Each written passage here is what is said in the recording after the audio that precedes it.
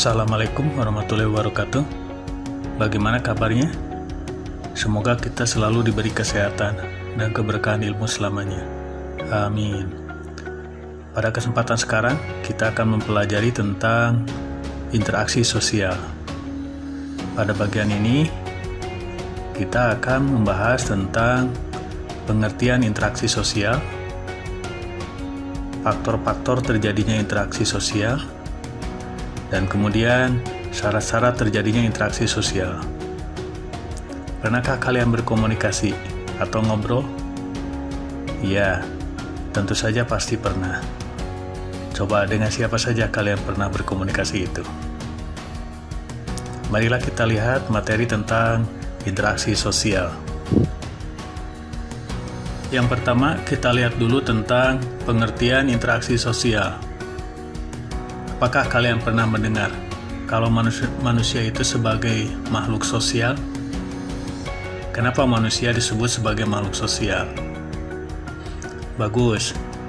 Manusia disebut sebagai makhluk sosial karena manusia tidak bisa hidup sendiri, atau karena manusia memiliki gregariousness, yaitu naluri untuk selalu menjalani kehidupan bersama dengan orang lain.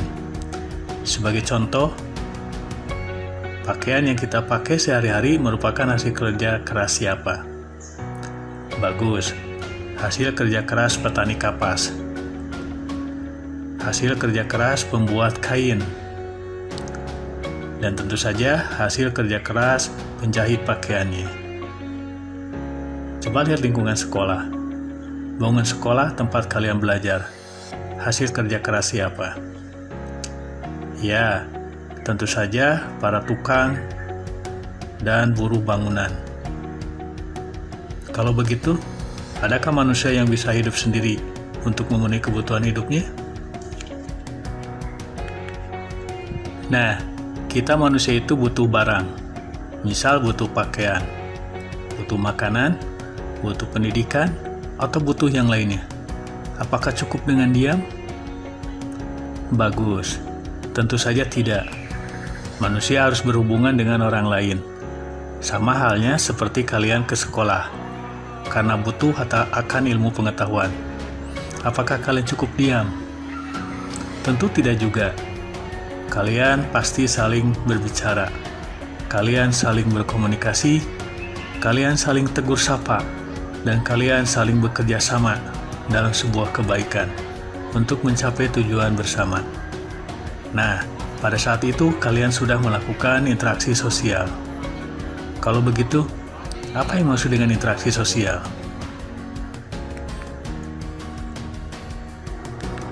Interaksi sosial adalah hubungan timbal balik antara seseorang dengan orang lain, atau antara kelompok manusia dengan kelompok lainnya, atau antara seseorang dengan kelompok manusia.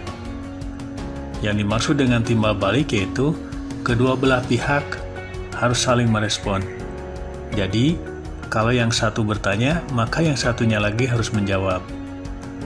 Kalau yang satu mengajak untuk bekerja sama, maka yang lain mengikutinya. Itu yang maksud dengan hubungan timbal balik. Bisa juga interaksi sosial diartikan sebagai hubungan antara manusia dengan manusia lainnya, baik secara individu maupun secara kelompok. Berikutnya yaitu tentang faktor-faktor interaksi sosial.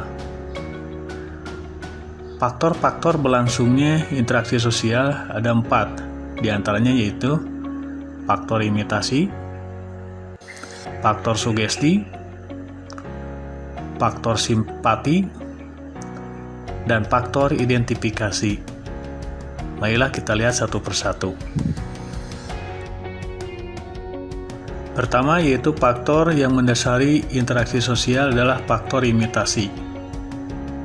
Yang dimaksud faktor imitasi adalah proses seseorang meniru orang lain, baik sikap, tingkah laku, atau penampilan fisiknya. Misalnya, seseorang meniru gaya atau model rambut artis. Seorang anak meniru ibunya dengan cara main masak-masakan. Atau seorang siswa meniru sikap guru yang menjadi idolanya. Dan masih banyak lagi contoh yang lainnya. Silahkan kalian cari sendiri. Berikutnya, faktor yang mendasari interaksi sosial adalah faktor sugesti. Yang dimaksud dengan faktor sugesti adalah pengaruh atau pandangan yang diberikan oleh seseorang kepada orang lain, sehingga ada proses saling mempengaruhi dan menerima pandangan tersebut. Misal, seorang calon kepala daerah seperti bupati atau gubernur, bahkan presiden, melakukan kampanye untuk meyakinkan masyarakat memilih dirinya dalam pilkada atau pemilihan kepala daerah. Contoh lain, seorang yang sakit pergi ke dokter dengan keyakinan bakal sembuh dari rasa sakitnya, dan masih banyak lagi contoh yang lainnya. Berikutnya, faktor yang mendasari interaksi sosial adalah faktor simpati. Yang dimaksud dengan faktor simpati adalah proses seseorang merasa tertarik kepada orang lain, sehingga merasakan diri seolah-olah dalam keadaan orang lain, dan ikut merasakan apa yang dialami oleh orang lain. Misalnya, ketika ada pesan di grup WhatsApp tentang berita anak yang hilang, maka ada keinginan untuk meneruskan pesan tersebut, agar anak yang dimaksud cepat ditemukan. Atau contoh lain, bila ada tetangga kita yang mendapat musibah, kita merasa sedih dan ingin membantunya. Masih banyak lagi contoh yang lainnya. Itu adalah faktor simpati. Berikutnya, faktor yang mendasari interaksi sosial adalah faktor identifikasi. Yang dimaksud dengan faktor identifikasi adalah kecenderungan dalam diri seseorang untuk sama dengan orang lain. Pada umumnya, yaitu sama dengan orang yang diidolakan. Misal, seseorang yang mengidolakan seorang artis. Dia mulai merubah penampilannya agar mirip dengan idolanya. Mulai dari cara berbicara, cara berpakaian, model rambut, penggunaan make up, bahkan yang lainnya. Itu contoh faktor identifikasi. Silakan kalian cari contoh-contoh yang lainnya. Itulah faktor-faktor keberlangsungannya interaksi sosial. Sekarang kita lihat tentang syarat-syarat terjadinya interaksi sosial. Syarat-syarat interaksi sosial. Interaksi sosial akan terjadi dengan baik jika mereka yang berinteraksi melakukan 1. Kontak sosial, dan yang kedua melakukan komunikasi. Kontak sosial yaitu hubungan masing-masing pihak secara fisik atau non-fisik. Secara fisik misalnya berjabatan tangan, menggandeng tangan anak saat sedang berjalan, dan lain sebagainya. Secara non-fisik misalnya surat menyurat, pembicaraan melalui WhatsApp, atau yang lainnya. Itu adalah contoh dari kontak sosial. Sedangkan yang dimaksud dengan komunikasi yaitu proses penyampaian pesan dari seseorang kepada orang lain, baik secara verbal maupun non-verbal. Yang dimaksud dengan verbal yaitu dilakukan dengan menggunakan bahasa-bahasa secara lisan. Misalnya kita bicara langsung dengan orang lain. Sedangkan non-verbal dilakukan dengan menggunakan kode atau bahasa isyarat.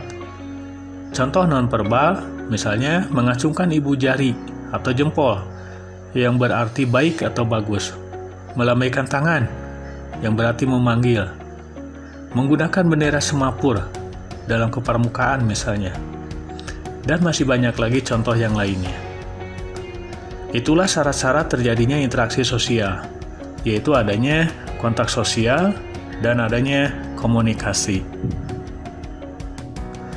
Demikianlah materi awal tentang interaksi sosial. Sebagai kesimpulannya, Di antaranya, tindakan manusia bisa termasuk interaksi sosial jika memiliki ciri seperti 1. Jumlah pelakunya lebih dari seorang, paling sedikit 2 orang. 2. Berlangsung secara timbal balik. 3. Adanya kontak sosial dan komunikasi. 4. Adanya tujuan tertentu. Demikianlah akhir dari materi bagian pertama tentang interaksi sosial. Semoga bermanfaat bagi kita semua. Amin. Jangan lupa terus berdoa dan belajar. Terima kasih sudah menonton video ini dan telah menyukainya.